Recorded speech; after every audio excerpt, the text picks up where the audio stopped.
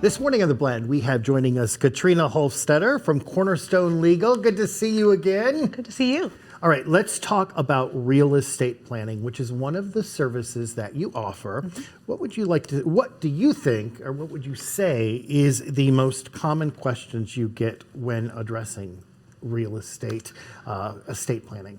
Well, I don't know if it's definitely a question, but I do get this idea a lot from people. So when I start with real estate clients, I always want to look at the deed first. I need to know what the deed says. And when I ask for the deed, most often people think they don't actually have it yet. They say they have a mortgage and they just don't have their deed. And just to kind of set the record straight, unless you have a land contract, you should have gotten your deed. And it's really important to make sure you have that. If you don't, you can always get it from the county. Okay, so once you have time to review that deed, Christina, what are some other common questions that would come up? Well, there are really three types of deeds that I could be looking at. We've got warranty deeds and quitclaim deeds, and those are very similar. And when I'm looking at those types of deeds, I'm looking for who owned it before and who owns it now.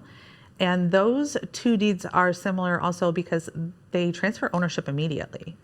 Warranty deeds are going to come with a lot of promises from the seller to the buyer. And then quitclaim deeds are more between friends or family, people that you trust.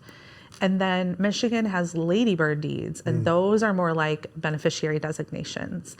And those are going to transfer the property after you pass away. And those are the types of things that I'm looking for when I review those deeds. When you go through all that paperwork, because when you buy a house, there's a lot of paperwork.